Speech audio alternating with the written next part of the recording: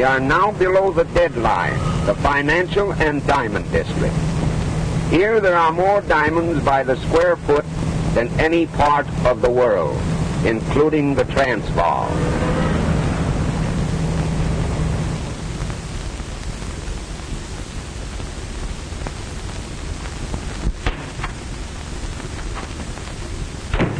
Good afternoon, Captain. How are you, Peter? Oh, hello, Captain Simon. Hello, Molly. Mr. Abrams is expecting you.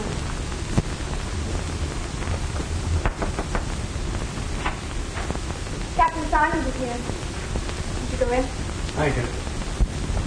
How are you, Mr. Abrams? Oh, good afternoon, Captain. Sit down. Thanks. Have a cigar? Well, thank you. What's on your mind? These diamonds. These and a lot more to come. And, oh, pardon. This is Mr. Everly, Captain Simon. Mr. Everly? I'm glad to know you, Captain. Mr. Everly and I are negotiating a very large consignment of diamonds, and we thought that you should be warned about it. A wise precaution. Are you collecting the consignment here? Yes, for my firm in Chicago. But they're not to be shipped for nearly a week. Well, don't worry. We've got a pretty good line on all the boys in town, and not one of them would dare to shove his nose below the deadline. I'll just tell my men to keep their eyes peeled, and if they do see anybody below the deadline that looks suspicious at all, to bring them in for questioning. Well, by the way, where is your deadline now, Captain? Still Canal Street? Yes. And if any of them come south of that line, it'll be just too bad. Well, so long. Bye-bye.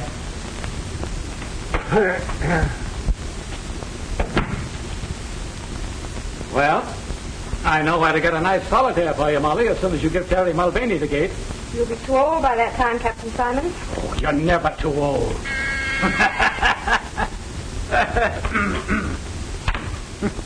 Yes, sir. Good day, Captain. Goodbye, Peter.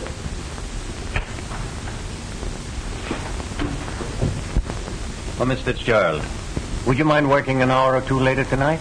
Certainly not, Mr. Abrams. Then as soon as you're through, bring in your notebook.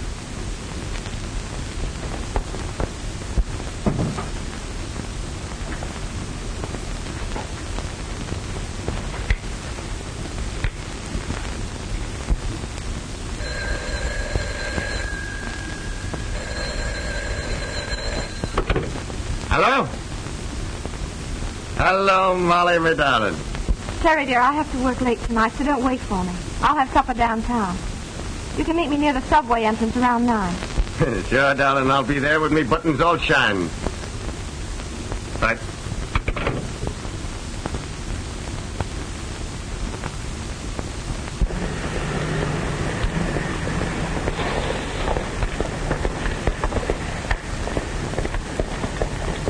Good evening, sister. How about a lift? Terry!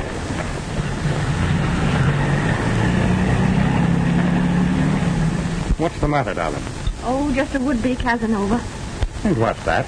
Oh, a fellow that thinks that offering a girl a lift is a driver's license. Is that so? I'll take care of him. Oh, don't you worry about a little thing like that. Do you think I'd exchange your homely face for anything in the world? No, wait a minute. What was that crack? It goes for me, too, darling.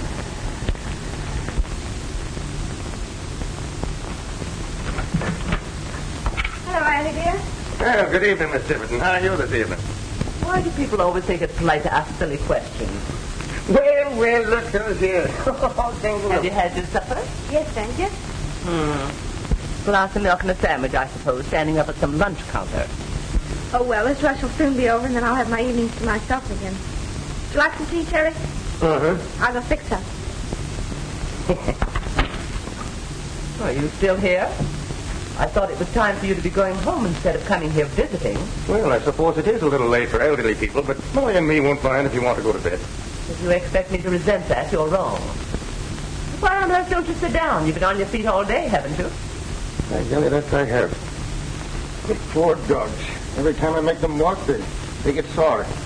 And when are you going to get this advancement you're after? Well, the exams are in June, and by July you'll see me a full-fledged detective.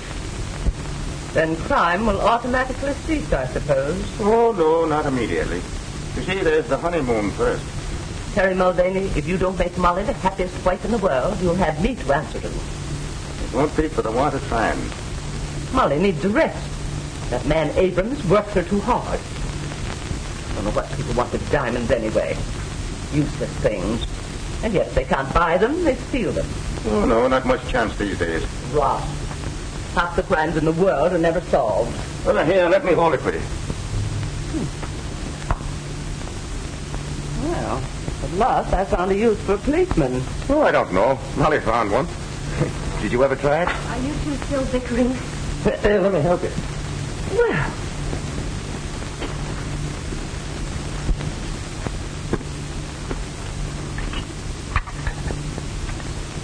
What are you sewing on now, darling, if I'm permitted to ask? Pillow slip, Mr. Mulvaney, for that red head of yours. you'd think you two were married already. When I was a girl, no young lady would have said such a thing. Did you faint, too, or was it swoon? I think you'd better confine yourself to questions of more importance. You got your book, Terry? Oh, yes, sure.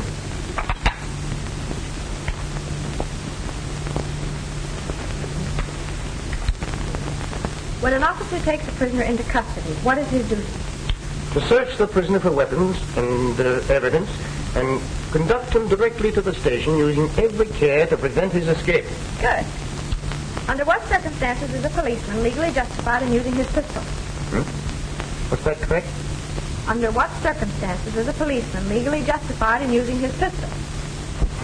And let me tell you, Flash, even if she wouldn't give me a tumble, that Fitzgeraldine can have my role any time she gives me the come on. What she got that the others don't have? Oh, boy. She's got everything. Hold on, Spike. We're not mixing pleasure with business. She didn't fall for you. So now we got to find out some other way when Abrams is going to ship those diamonds. Rocks fascinate you, don't they? How do you think I got the name Diamond Dutch? Chasing after fluffs? Maybe not. But I never saw you pass one up. Right. But when there's a job on hand, I don't play with fire.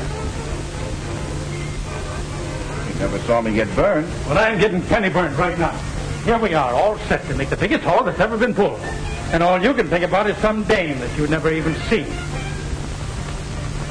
But I'm going to see her. Tomorrow, I think.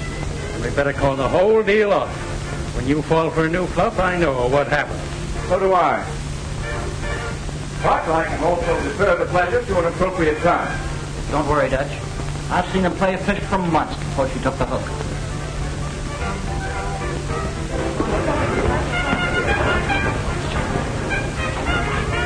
All right. But when does Abrams get in the balance of that consignment? That's all I want to know. Why pull this job a day too soon? When by waiting another day, we could get maybe $100,000 more. What'll you bet I can find out by tomorrow night? Come on. I'll split $1,000 with you. 500 apiece. Okay. That's a bet. You can land that Fitzgeraldine. You've got it coming.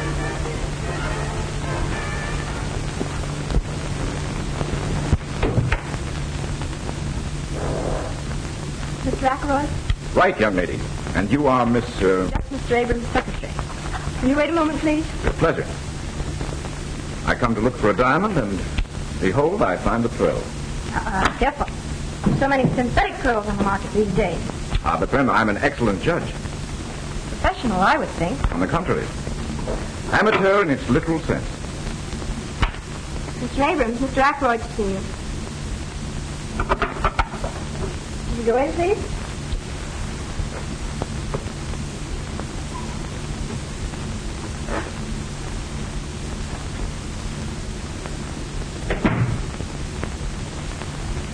Sorry I'm so late. I suppose it's about your closing time. Oh, there's never closing time when we have a client.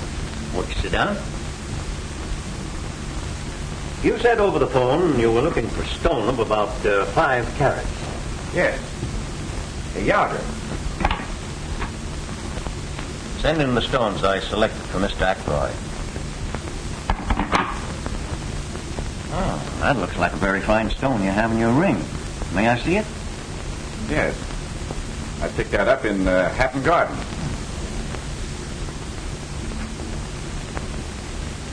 My, you know diamonds. It's perfect. Can you match it? Well, you can judge for yourself.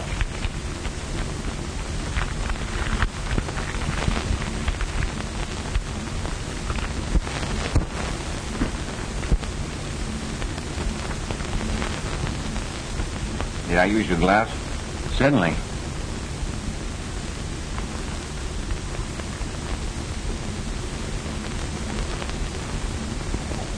Aren't you going home, Molly? Doesn't look like it, does it? I had a date, too. Woman proposes, but business disposes. Well, I'll be glad to get home and dispose of that corned beef and cabbage that's waiting for me.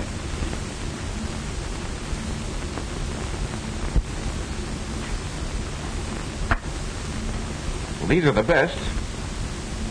But neither is as good as mine. I'm afraid you're right. But I shall have more in Thursday. And I think finer ones. Could you call then?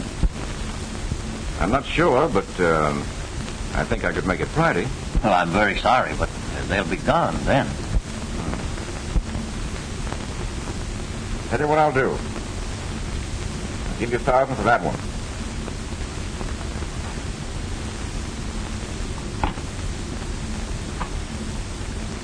Miss Fitzgerald, make out a receipt for Mr. Ackroyd for $1,000.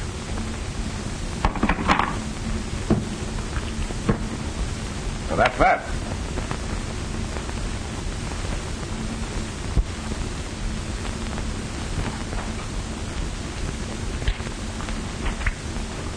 Here's your receipt, Mr. Ackroyd. Thank you. I'm sorry to have been the cause of keeping you so late, but perhaps I can drive you home. Well, I am rather late. Then why don't you let Mr. Ackroyd take you home? All right. Good night. Good night. Good night.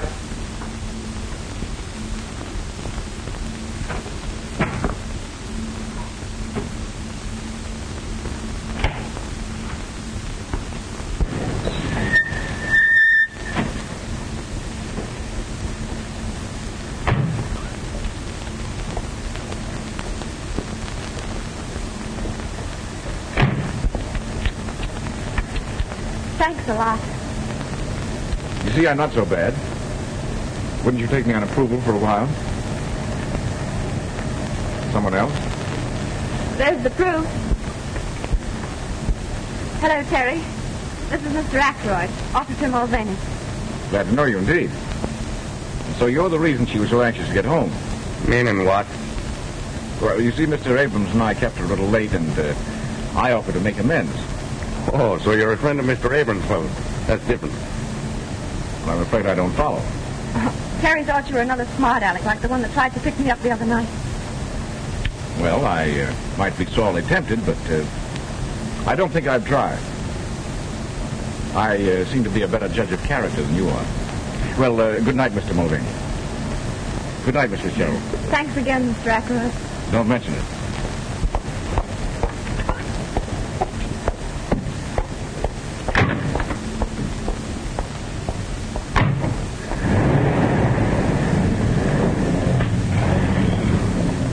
What's the matter? You don't seem to like the gentleman. I do not. Oh, Terry, you need never be jealous of me. As a matter of fact, I only accepted his offer so that I wouldn't keep you waiting. Well, who is he? All I know is that he just bought a diamond for $1,000. I thought he was another one of those mashers, like the one last night. I'm not that foolish. You're in love with me, ain't you? Uh-huh. Yes, Spike? You're right. She had to be seen to be appreciated. Yeah, I thought she'd appeal to your sense of proportion. Yeah? Now I have another object in life. And now Stenog interferes with $100 grand, huh? You'd better dig for 500, Dutch. You too, Spike. Did you find out? I not only got a good look at the office, but I found out that the consignment will be complete on Thursday night. To top it off, I drove the young lady home. That wins the bet, I think, Dutch. You're a wonder, Flash. Yeah? Well, it cost me $1,000 to do it. I bought that one. Only worth $800. Oh, I'll get most of it back.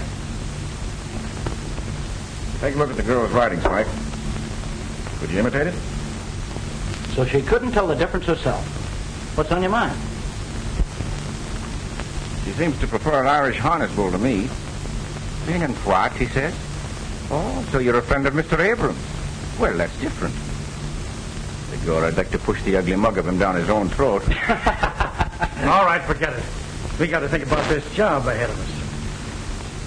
That's just what I'm doing, Dutch. When you're pulling a big job, it's always safer to have some goat to take the rap. Sure. It satisfies the public and gives the cops a chance to save their faces. Right. And this is where I kill two birds with one stone. Officer Mulvaney will be the goat, and Miss Fitzgerald will be... In circulation again. But how are you going to do all this? Easy. Just practice on our handwriting, Spike, and we'll send Terry a billy-do on Thursday.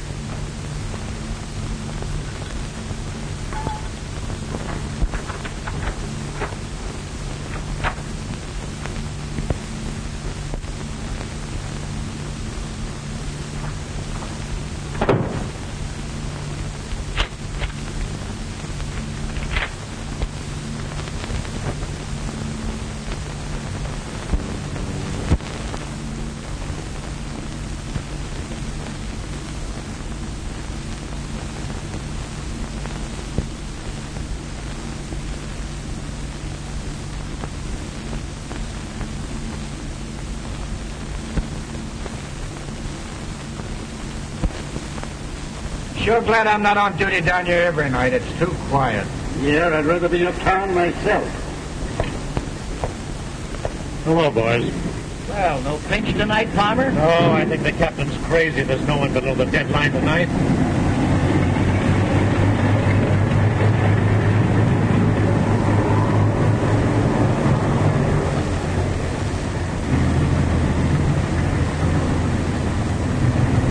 $5,000 worth that have to be towed in. Yeah, the best of them cracked up. Give me my old flivver. It's never let me down yet. Fetch wood. Better make the rounds again, boys. Okay, see you in jail. Right.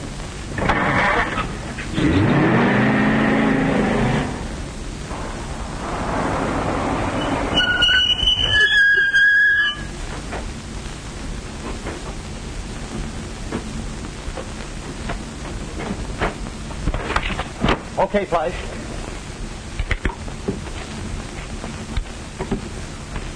See anybody? Passed 3 bowls and they never give us a tumble. Let's get going then. All right. Hey, just a minute, buddy.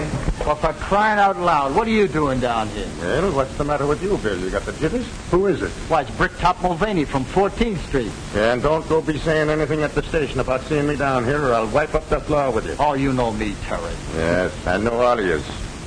So long. So long. Hey, what's the gag? Oh, nothing. We've been ribbing him at the station about being in love. He's got a girl works down here. Well, we've seen somebody anyway. Yeah, let's shove off.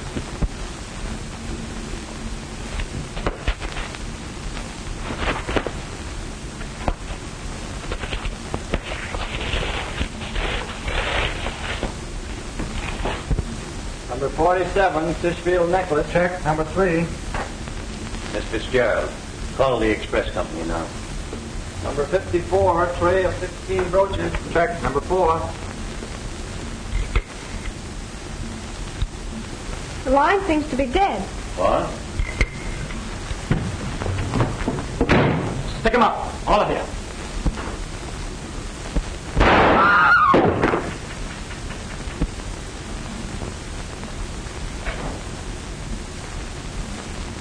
Good work, Terry. Terry. Shut up, and let that be a lesson to all of you. Keep your hat on your mug. You want that brick top to give you away? Now turn to the wall, all of you. Start now.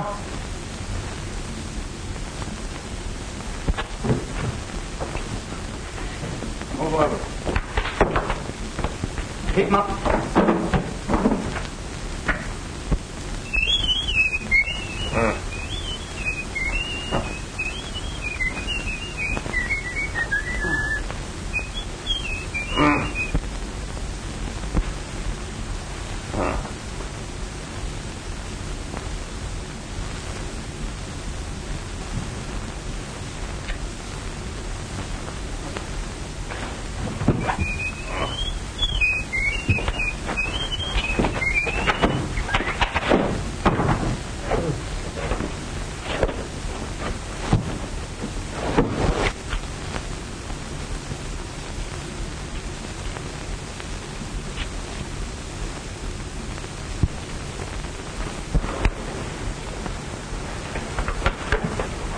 just the guys I'm looking for. Put 'em up. Put 'em up. Put 'em up? Well, what's the rib? Cut out the innocent stuff. Now, wait a minute. This is no time for kidding. You've got to help me find the guys that slugged me. I wish we were kidding, Terry, but you're under arrest. Under arrest? Well, what am I under arrest for? Murder and robbery of the Abrams office. No, wait a minute. The Abrams office? Well, how about Molly? Is she hurt? You ought to know you were there. You can't get away with this. Abrams recognized you and you plugged Peters. They all heard the other two call you by name. And even if they hadn't, that brogue in red hair would give you away. We saw you heading for Abrams' office just before the stick-up. Oh, I must have been framed. Say, will you take me back to where they held me? You'll find the rope that was tied me up and the blindfold and the tape that was over my mouth. Wouldn't hurt to take a look. Even if we did, what would that prove? He could have planted them. I was slugged, I tell you. Sure, I was on my way to Abrams. But Molly asked me to call for her. Here, look at me side pocket. You'll find a note from her. There's nothing there. You killed a guy in cold blood, Mulvaney, and it'll take more than a bluff to get you out of it. Oh, they must have frisked me after they slugged me. Oh, please, will you take it? Yeah, we'll take you back to Abrams' office. And Captain Simon's there, and you can tell it to him. Go ahead, Max. Put him in. Rooney, put that handkerchief over his face.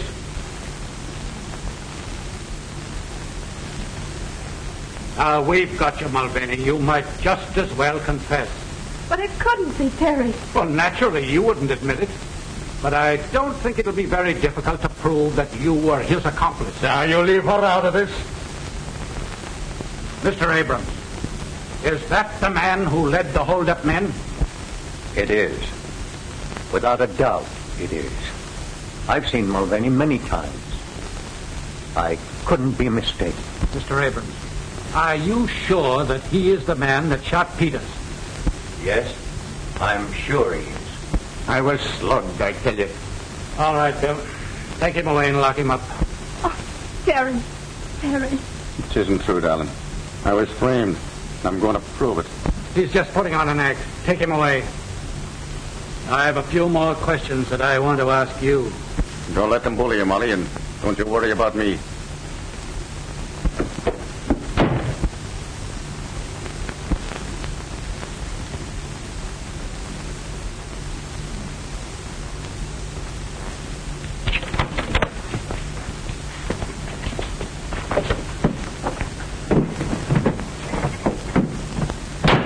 I'm sorry, Bill, but I was framed and I can't prove it in jail. Yeah, 26532. I'll send it right out. Okay. Calling all cars. Attention, all cars. Mulvaney has escaped in a police car. License number 26532.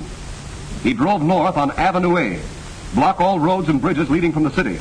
He's handcuffed but armed. Bring him in, boys. That's all.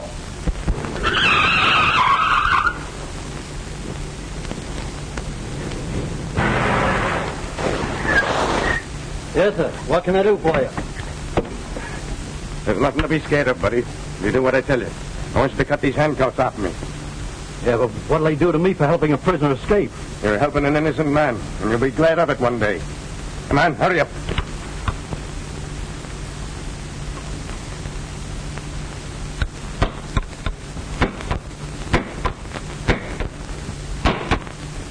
And after they're off, you gonna plug me?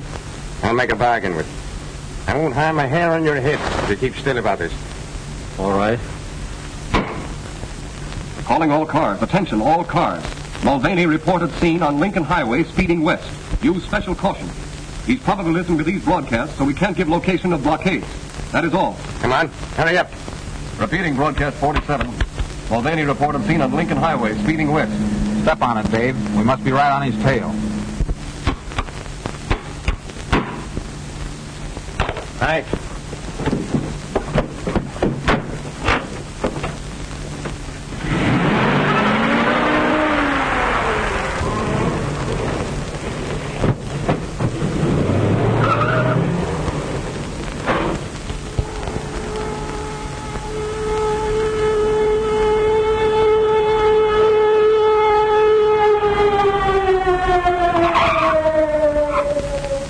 He just left. Mulvaney just left.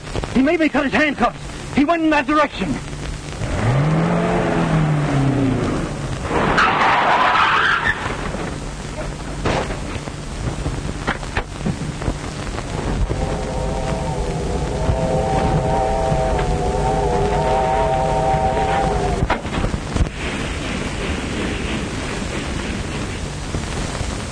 at a time, people. You belong in these parts? No, just business. What's the next stop? Don't you know what train you're on? Oh, sure. The Tipsy train. No. You gotta go back to Hopeful Junction to get that.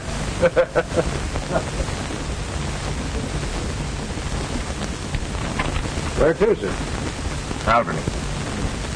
585. Change at Pine Plains and Chatham.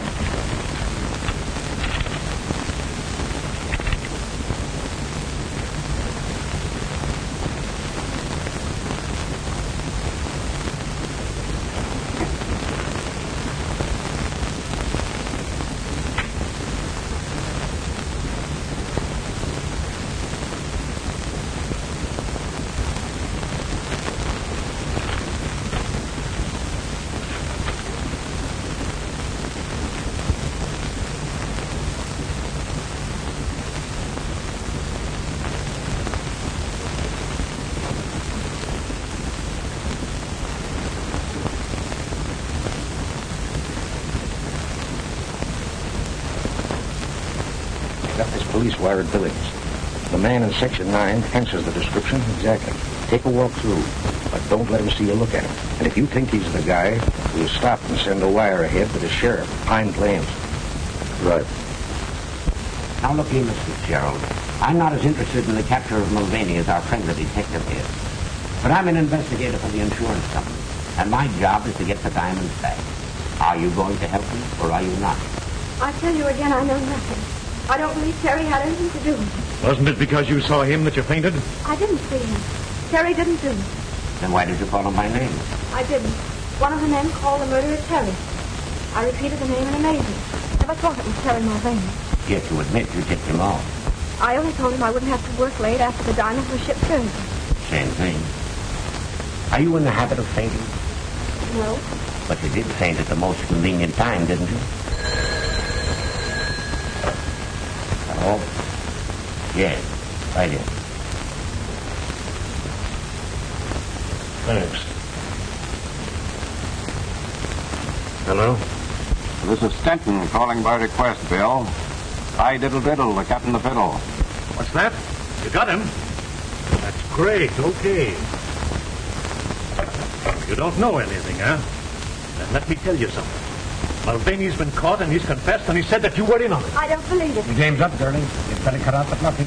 You're doing the bluffing. If Terry had been caught, don't you think you would have been overjoyed? Instead, you sat there and watched my reaction. You better learn to act. Sorry I can't say the same thing to you. But I'm very glad to know just how clever you are. Well, they both think they're clever.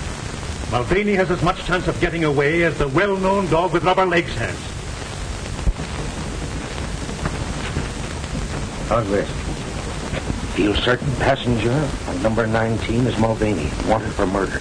Meet train at Pine Plains. I hope there's a reward out for him. Maybe there is. We'll stop at Clinton and shoot this ahead.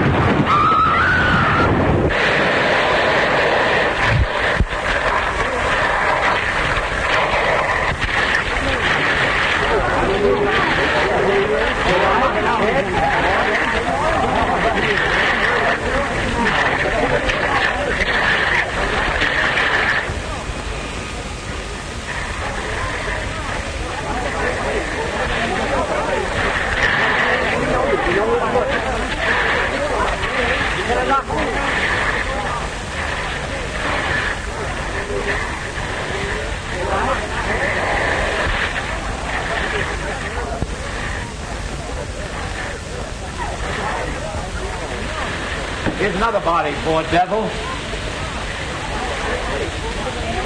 at his face. Or what was his face? Hey, John, we found the body of the conductor and the brakeman.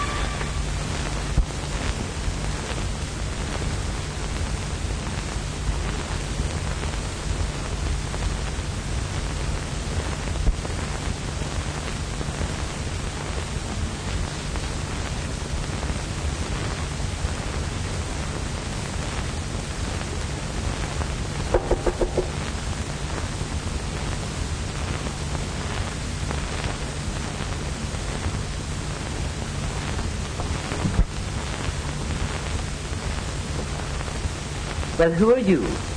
And who asked you to come in? If I waited to be asked, I'd be on the outside most of the time. I see she's read the news. Are you one of the detectives? No such luck.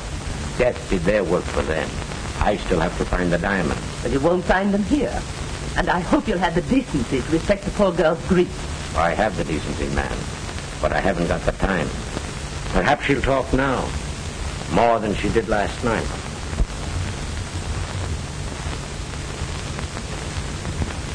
Are you ready to talk now?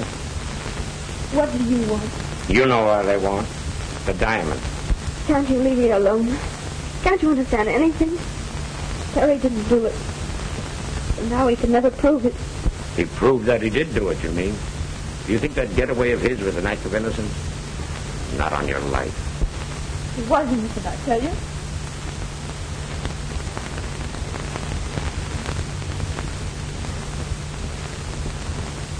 You expect to find the diamonds behind the pictures or under the carpet? Molly said she lived with her aunt. Are you Miss Tibbet? None of your business. I make a lot of things my business. In fact, I sometimes act like an old woman. Oh, no offense, madam. No offense. If you think you can get me angry that way, you're mistaken. And if you're through, there's the door. Who were Mulvaney's Confederates? He had no Confederates. He didn't do it. He didn't. Come on now, Molly. Terry's dead. See those guys that let him down and get all the gravy, do you? I don't know what you mean. You know what I mean. Those fellas that framed him. That's why they called him by his name. You don't want to see them split Jack while Terry in cold. Stop it. Don't you think I've suffered enough? Yes, he's dead. You who killed him. You with your false accusation. You drove him to it. Somewhere the real criminal is laughing at you. Laughing at your stupidity. I'd laugh too. I'd like to laugh. But Terry, the joke's on him too.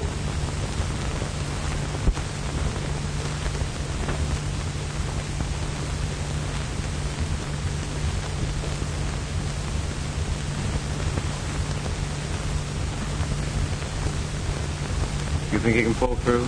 Oh, he'll be all right. I'll probably have to do a little plastic surgery on his face. Then you'll be in your element.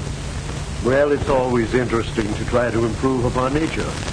Wonder who the beggar is. There's no identification on him. Well, we'll find out soon. He'll recover consciousness now that I've removed the pressure.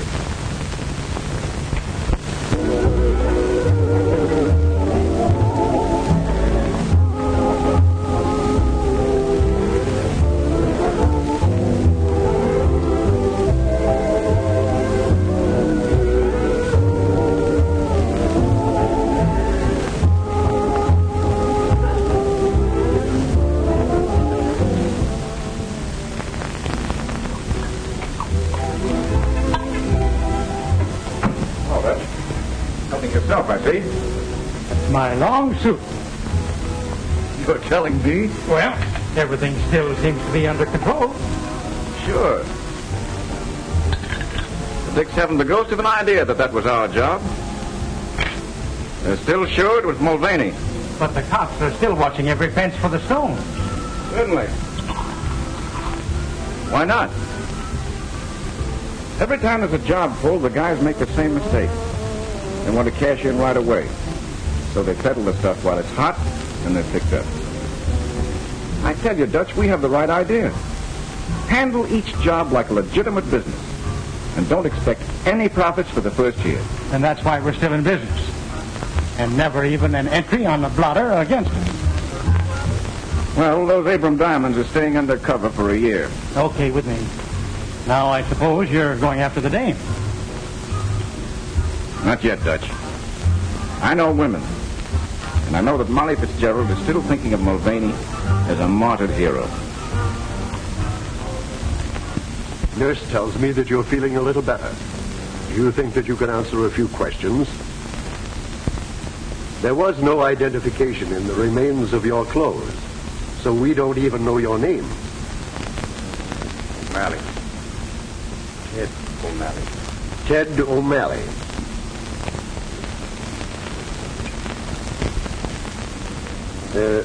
Have you any relatives or friends that we can notify? By the way, what kind of a nose did you have? I mean, I shall have to build up your nose from practically nothing. Couldn't you get me a photo to go by? I'm afraid he's a little too weak yet, Doctor. Oh, well, I'll give him a classical one.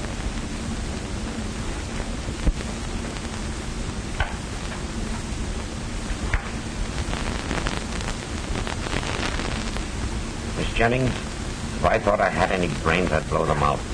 What's the matter? But wouldn't it be a terrible thing to drill a hole in one's skull and find it empty? Am I to gather that you're still thinking of that Mulvaney case? I start up in the middle of the night thinking about it. I'm afraid your vanity is wounded. Wounded? It's mutilated. So much time has passed and not a single clue. And a fortune in diamonds disappeared. Strange case, all right. I'm going to see that Fitzgerald girl again. I think she must be bluffing.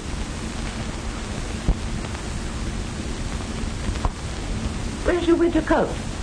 Oh, I sold it. I won't need it. Well, this is your business, Molly. But I'd like to see anybody try to force me to leave town. You don't seem to understand, Annie. I'm branded as a thief. Nobody will give me a job here. Don't forget you'll always have a home here. Remember that. Oh, that must be the man for my trunk. I'm going to fix you a lunch to eat on the train. Why, Mr. Ashton? May I come in? Why, certainly. I'm just leaving town. You mean for good? Yes. Oh, I didn't know it was as bad as that. I haven't seen Mr. Abrams again until today, and of course I learned that you were no longer there. I suppose you also learned that I was a thief. Do you remember that I prided myself on being a good judge of character? Yes, but I don't quite... May I sit down? Of course. I heard about the robbery at the time, but I had no idea that you were supposed to be implicated. I wasn't. You don't have to tell me. That's what I meant when I said I was a judge of character. Thank you. I also gather from Abrams that no one will employ you. What do you expect? Of course they won't. I will. What do you mean? I'm interested in the Alhambra, the restaurant and night spot on 50th. There is a vacancy for a day cashier. You mean you're offering me a job like that? I am. I have the courage of my convictions. How can I ever thank you? By reporting for work at 10 in the morning.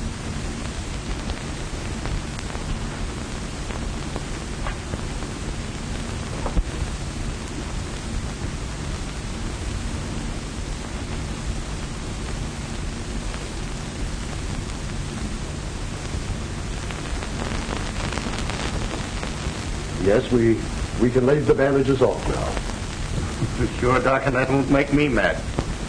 No, I suppose it probably won't, but evidently you would like to see what I've done for you. That I would.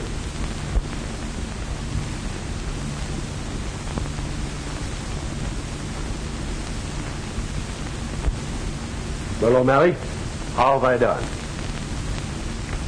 Hey! Don't break all my fingers. Well, Doc, that's exactly how I feel. And I doubt very much whether I'll ever be able to again. But evidently you approve. Tell me, is it as good as the original? Well, Doc, I think it's a bit improvement. And if it wasn't for me head, I wouldn't even know myself. Well, you know, you really could dye that and have a little joke with your friends. Huh? Oh, yes. It would be a joke, wouldn't it? Well, I'm really glad that you're pleased. And the railroad company will be, too. You'll probably let them down easier. What do you mean? Why, the insurance adjuster has been here several different times. They offer to settle with you for $2,000 in cash and all your hospital bills. $2,000? Yes, and you won't have to go to court and give half of it away to some attorney. $2,000? Well, that would come in handy. Why, yes, of course it would. Incidentally, here's the check that the insurance adjuster left and also his form of a release. You can sign that if you care to. It's entirely up to you. Doc, I wonder if I could have that in cash. Why, I suppose so. Just endorse the check, and I'm quite sure they'll cash it.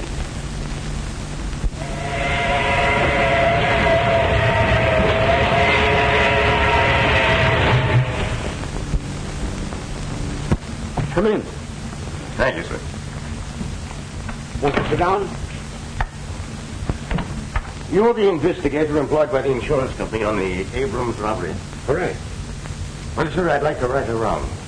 Commendable ambition, but I don't see the point. Well, Mr. Pearson, it's only a hunch, but a faith in human nature. Would you mind telling me who you are and what you are? Well, I'm just a dumb pug. I'm training over here at Archie Nolan's, and I come from Colorado. And I had a brother here on the force, and he got into a bit of trouble. We were pals from the time we were kids, and I'm sure that he'd never do anyone any harm. Mr. Pearson, that man was Terry Mulvaney. Mulvaney? Yes, Terry Mulvaney. Now, I have a bit of money, and I'd like to use it to clear his name. Have you seen the police? No. The cops were only looking for convictions. He was wanted for murder. His death closed the case. Now, you have no axe to grind or politics to play. That's right. I'm a private individual, responsible only to myself and the insurance company. And your object is to recover the stolen property. Right again. You may be a pug, but you're by no means dumb. Now, your brother told a queer story to the police. But if his story was true, who framed him? And what reason could they have? That I don't know, but it gave you and the cops a wrong steer, didn't it? Oh, thank you, sir. By the way, do you happen to know where I can find his gal? I don't know her address, but her name is Fitzgerald. Just a minute. I'll look it up for you.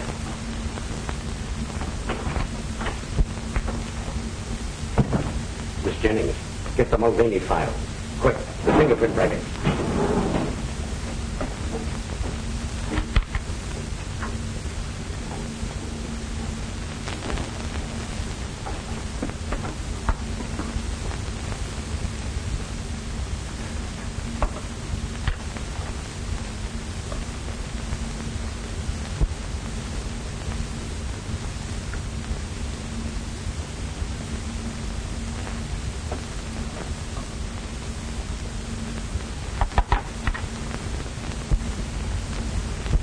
Identical.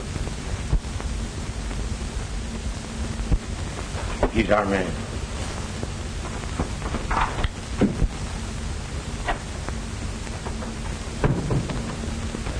As long as you know the town, I'll show you over to Miss Fitzgerald. Oh, well, that's all right. Only be careful not to shock her. Remember, she thinks you're dead, Terry. How did you know? Because your yarn sounded phony. I watched you closely and decided that your hair might have been dyed. So I proceeded to get your fingerprints in my cigarette case, and they compared exactly with the ones found on the stolen police car. You think I wanted to be a detective? You're doing all right. We're going to work together on this case. I take it that's what you want. That's more than I expected. Tell me, how did you work this substitution with the dead man? Well, I heard a couple of the wrecking crew say that his face was all gone, so when they went for the stretcher, I emptied my pockets into his. Quick thinking, my lad. Yeah, but I didn't think very long.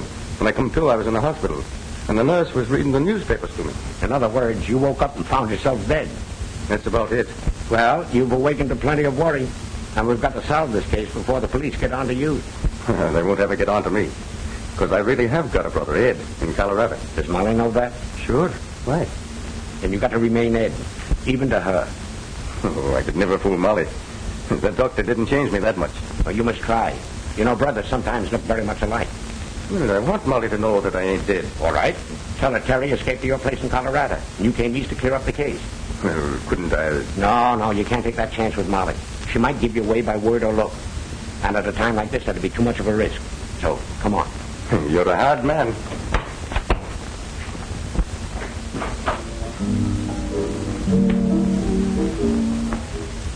We saw Pearson outside talking to a guy. Pearson? Oh, the insurance company sleuth. Forget him. What'd you find out? Well, we can get rid of a few grand's worth. It's safe enough now. You don't think Pearson means anything? Not a thing. He used to park on Molly's trail, but he's given that up. Well, I still claim you shouldn't have given that dame a job here. Why? Well, Fluffs have brought down bigger guys than you, Fred. Oh, forget it. Pour yourself a drink.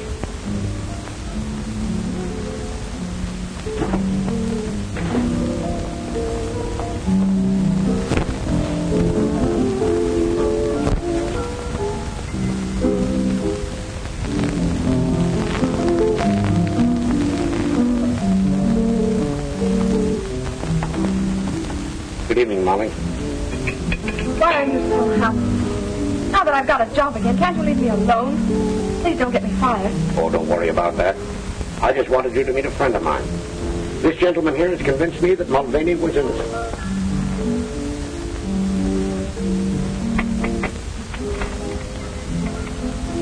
Terry. No, Ed. Harry told you about me, didn't he? Would you mind if we sat down? Of course not.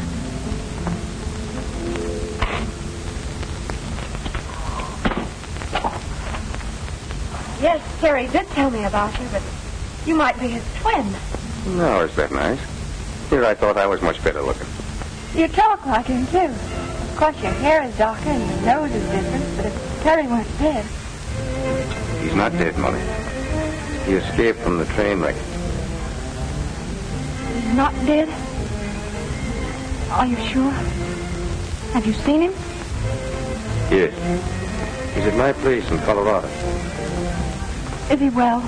As well as I am, and I never felt better in my life. Now, if you'll dance with me, I'll tell you all about him. Oh, I'm far too happy to dance in this jam. I want to tell Auntie. Can we all go home and you can tell me on the way? Now, wait a minute. How about your supper? Oh, I'm far too happy to eat. Come on, Mr. Pearson. No, you two run along. I'll stay here. Hey, boss. Pearson the night we saw him with outside was talking to Molly. She's acting up like a 2-year-old.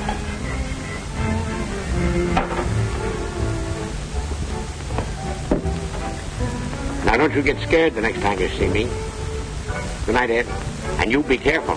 Careful of what? Oh, you know, a nice young fellow and a pretty girl and a romantic moon. Must I tell you the rest of that? Come on, Mr. Mulvaney.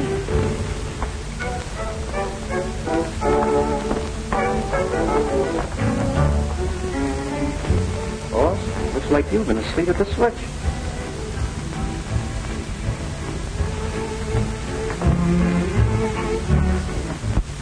If it hadn't been for Mr. Ackroyd's kindness, I'd still be out of work.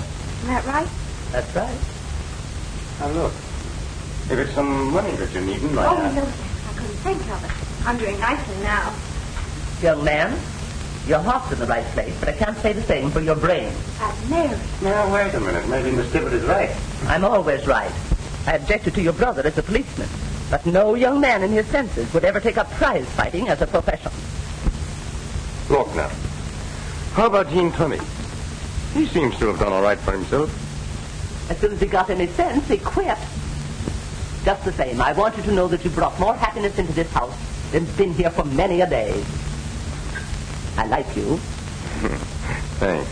You know, that goes for the both of us, and if I wasn't in love already, I'd be asking you to marry me. Oh, go along with you. You're just another Terry yourself. Good night, and God bless you.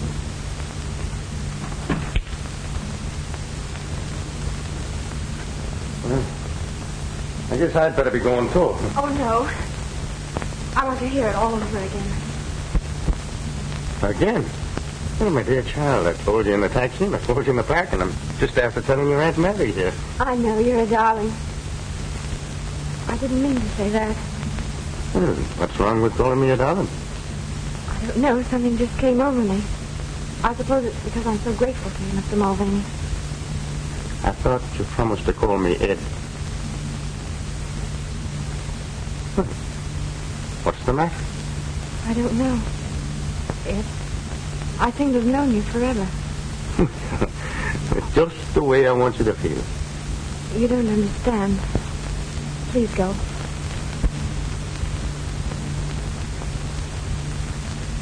I'm sorry. Will you forgive me? For what? I was going anyway. I suppose you think I'm crazy. I feel crazy. After all these months of anxiety, you suddenly appear and sweep it all away. I want you to know how happy you've made me. And how grateful I am to you.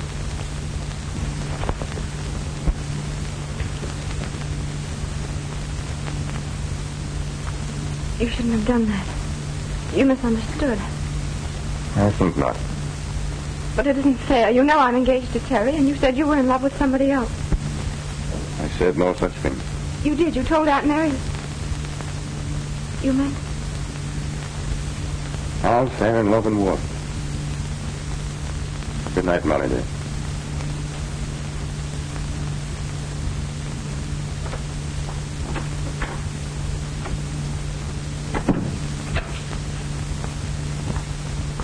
have begun.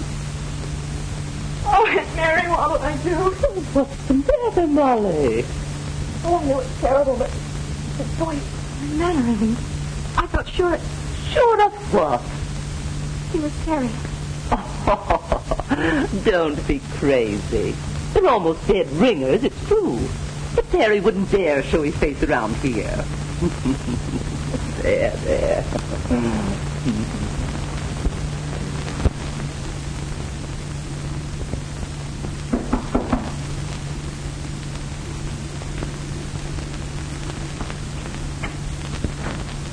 You sent for me, Mr. Blackburn? Yes, come in.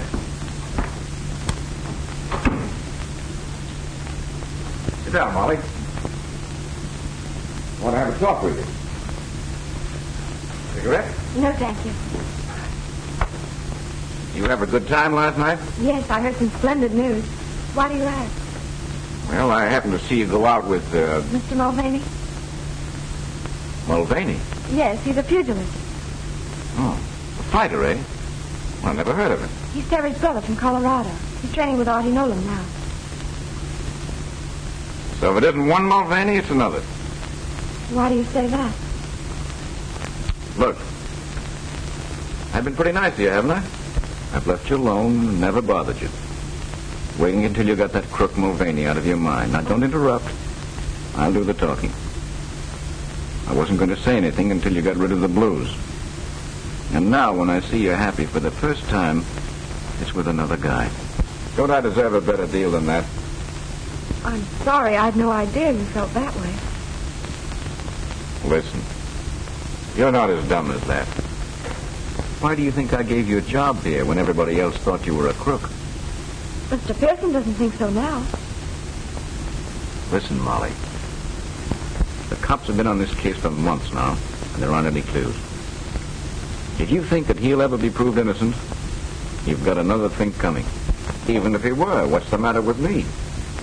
Don't you think I'm a better catch than an Irish harness bull with a brogue as thick as a shillelagh? Now, me darling, it's time you got wise to yourself and started being nice to the fine gentleman that's been nice to you. Wait a minute. Sorry, Flash. Well, I shall appeal to your reason at a more convenient time.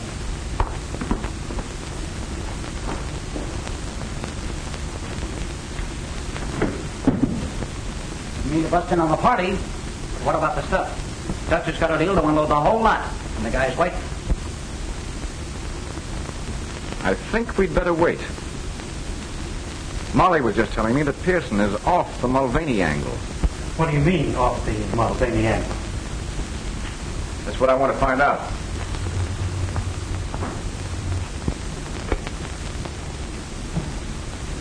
Send Al up here at once. What? What's the matter? Molly's walked out. That's the best news I've heard today. Shut up.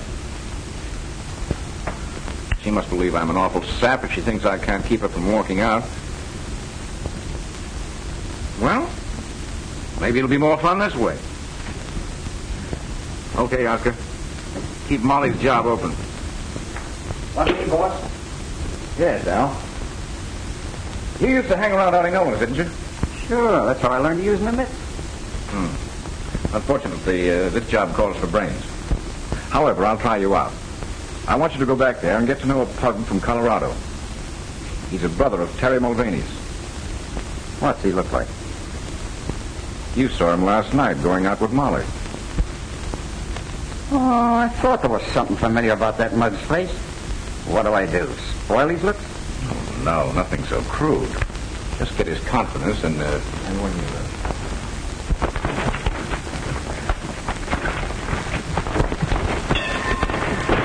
All right, Ed, you're shaping up fine. Now, let's call it a day. Thanks, Artie. Say, I haven't seen you around here much before, have I? No, I'm a chauffeur now. Can't get around like I used to. But I like to work out with you whenever I can. Well, that goes double. Let's make it often, huh? Okay. Well, I have to be on my way as soon as I hit the showers. How do you feel? Sure, and I'm feeling fine. There's nothing like a good workout in the shower. Yeah, I'm going to get with you again. Or maybe some night when we have the car, we'll go places. Well, I'm not much for that night stuff.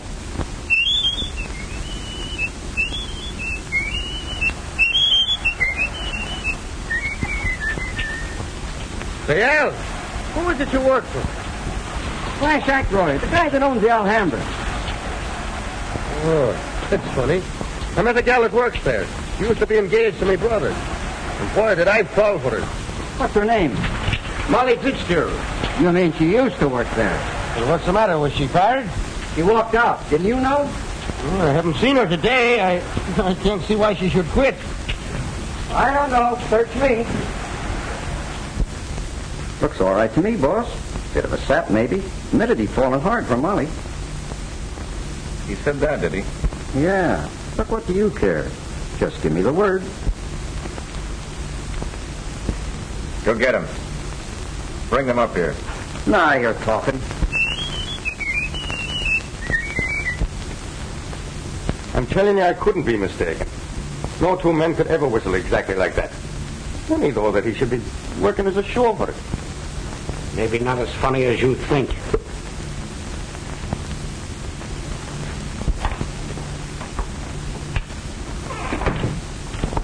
I just got your message, Ed. Oh, you're not mad at me after all, eh? I mean, for... Excuse me? For kissing you last night. Are you going to learn to love me? That's not fair to me or to Terry. I told you before that all's fair in love and war. Repeating it doesn't make it so. Molly, sit down. I want to talk to you. You know, from the first minute I walked into that place last night and laid eyes on you, the heart within me stopped. And then it started to pound like a trip hammer. And that sounds something like love, doesn't it? Not necessarily. It could be indigestion. Once a snooper, always a snooper. That's what I'm being paid for. Why did you walk out on Ackroyd? He said he had an ulterior motive in giving me a job. How did you come to meet him in the first place? He came to buy a diamond from Abrams. That checks. With what? Theory, young man. How long before the robbery was that? Oh, just a few days. Then if he bought a diamond, he got a receipt. Yes, I made it out myself. Better than I expected. Then that would give them a copy of your handwriting. Remember the note from you that Terry told the police about? Yes. Well, that would put Terry just where they wanted him. One of them might have had red hair, or he could have worn a red wig. And if he was able to imitate Terry's brogue... Oh, what's the matter? Ackroyd. Ackroyd gave me a perfect imitation of it. And that checks. Somehow I think we're getting places. Do you really think so? Yes, I do. And you needn't worry about a job anymore. I can get you back with Abrams anytime you want. But you'll soon have Terry back, and then you'll be getting married. Yeah, wait a minute. What's that crack? Do you think Molly would take a cop when she has a chance to get an up-and-coming pugilist like myself?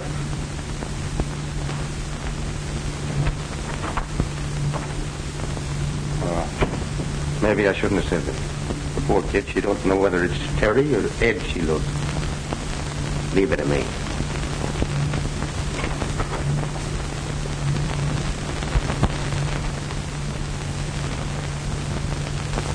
What's the matter, Miss Fitzgerald?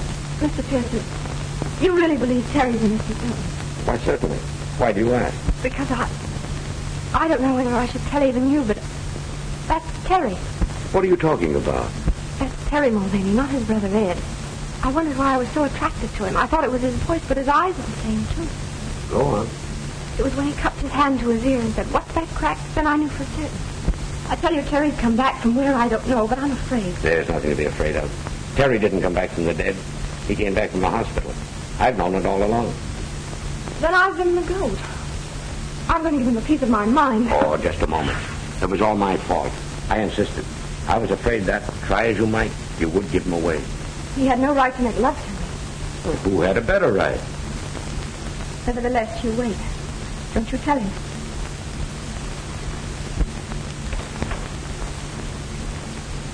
Run along, you two. I've got to go down to police headquarters. Will you see me home, Ed? Will I? In a taxi through the park.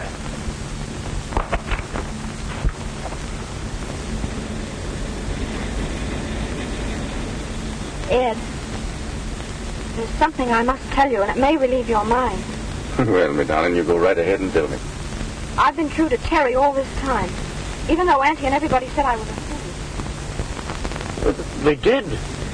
Yes, and it wasn't until he disappeared that I found out what a wretch he really was. Well, that couldn't be so. It's a pack of lies, I tell you. No, it's the truth, all right. Well, just show me one black eye that would ever say a thing against me. Well, against me brother. I can show you a dozen. People who bribed him. Girls he wronged. Why, it's lies, I tell you. It's lies. Well, now tell me what you're laughing at. Terry Mulvaney, alias Brother Ed. Terry Nah, Terry. You're lying to me. Oh, Molly, darling. Oh, Terry, what happened? Why didn't you tell me? I was making me escape on a train and it was wrecked. I changed places with a dead man. Oh, Terry, you poor dear. No, I was never so rich in all my life. You must think I'm terrible. But it was mean of you not to tell me. Mr. Pearson wouldn't let me. Yes, I know. He told me.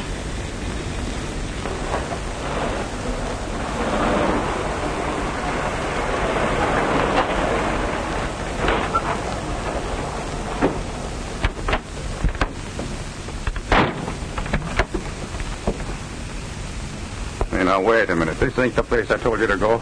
Right, but it's the place you're going. Well, what's the racket? No racket at all. A guy just wants to talk to you. Come on, both of you.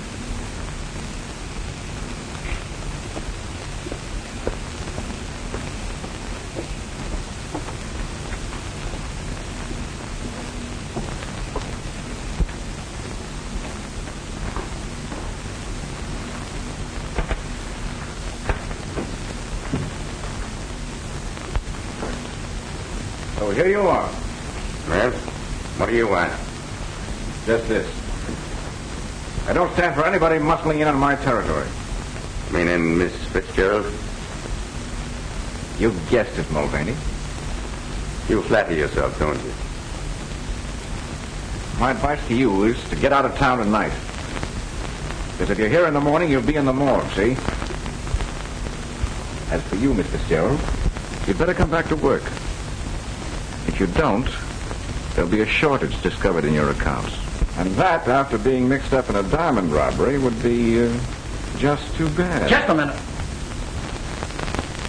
Throw him out. If he gets noisy, well, you know what to do. But, boss, this guy isn't Ed Mulvaney. What do you mean?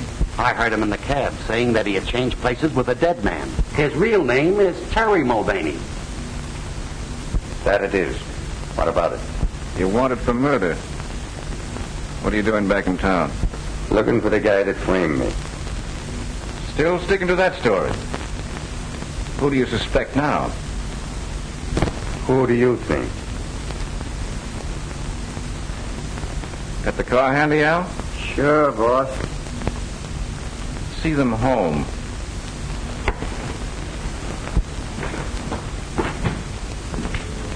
That guy knows more than he was telling. Pearson must be onto something. I knew that dame would snag us sooner or later. Who's snagged? Maybe they don't know a thing. I'm just not taking any chances. The alley's full of cops.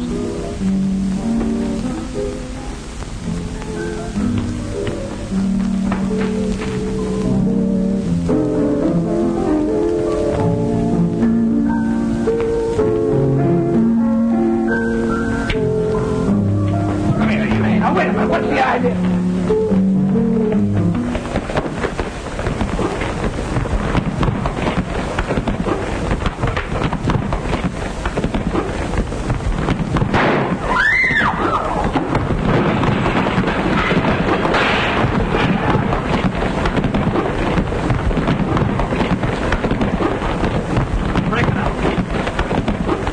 Are you all right, Terry? Why, sure he's all right. What do you think I've been training at Auntie Nolan's for?